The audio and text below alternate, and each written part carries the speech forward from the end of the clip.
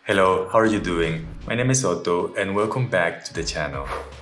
Today's video is going to be a bit different. I want to talk about a few different gimbals that came out during the last year.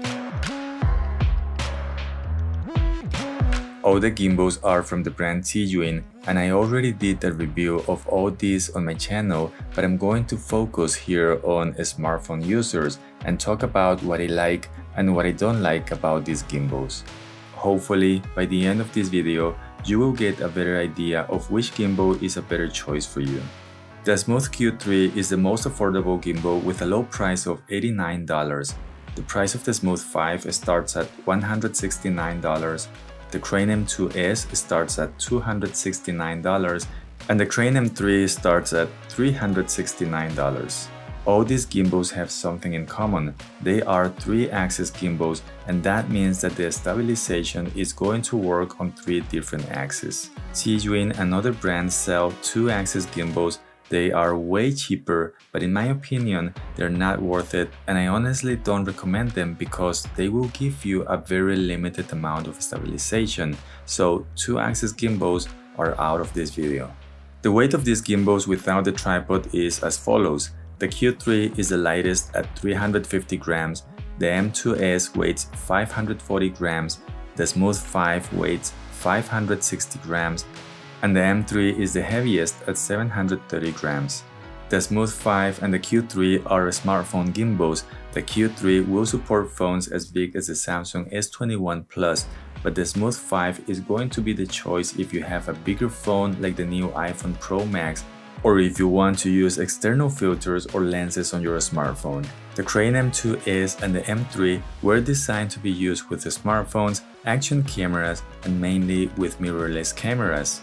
So the weight and size of your smartphone is not going to be a problem for these 2 gimbals.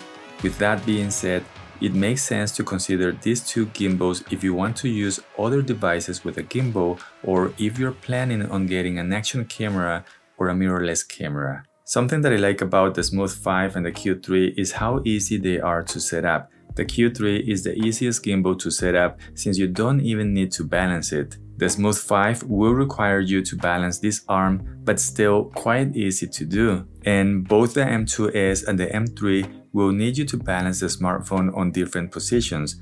I'm not going to lie, this will take more time than the other gimbals, and if you're new to this type of gimbals, you're going to need a bit of extra patience as well. But once you get used to it, it's not going to be an issue. You can also avoid rebalancing these 2 gimbals if you leave all the arms in the same position, but you will need to rebalance the gimbal every time you use a different device. What I like to do is I try to commit to use a single device for as many hours as possible. All of these gimbals have an integrated fill light. The only exception is the Smooth5, which has a magnetic fill light, but the downside is that it doesn't come with a basic package, so you need to buy the combo version, which is more expensive, to get the fill light. All the fill lights pack a lot of brightness. The only one that is not so bright is the one on the SmoothQ3. And the fill light on the M3 is the only one that is bicolor. All the buttons and the joysticks feel really good and responsive, but the joystick on the Smooth5 and the M3 are more professional, like the ones you would find on a controller, and this allows the user to control the gimbal with more precision.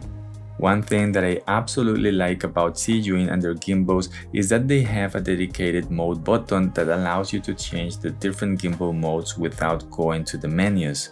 You can select pan follow, lock mode, follow mode, POV, and vortex mode even if you're using the native camera app on your smartphone. The only gimbals that have zoom controls are the Smooth5 and the Q3. The Q3 has a simple slider on the left side to control the zoom. The Smooth5 has this big wheel that can be used to zoom in or zoom out with more precision, and if you press the button in the middle, you will be able to manually focus with the wheel. But there is one problem with this. It used to work with the Cami app for Android and iPhones, and now it doesn't. And the only way to use the manual focus is by using their new app called Instacam, which is a semi-professional app with features like the ones you would find on Filmic Pro, but some of these features require a subscription, and this app doesn't have some of the basic features that the Cami app has, such as tracking, time lapses, and so on.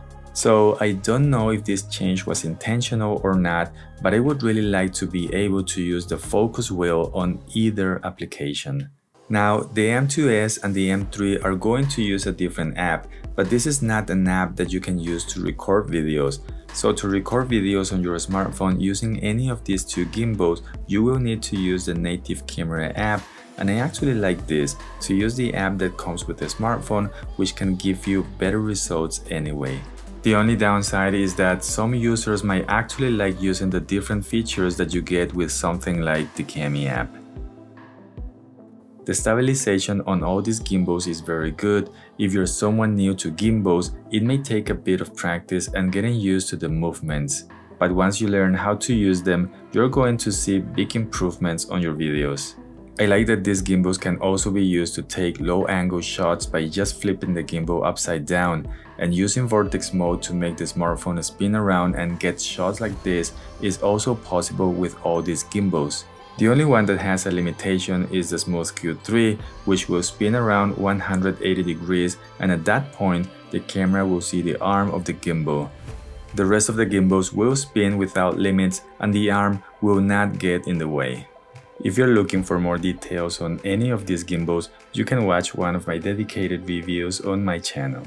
That's going to be all for today. I hope you're having a fantastic day, and I hope to see you in the next video. Bye.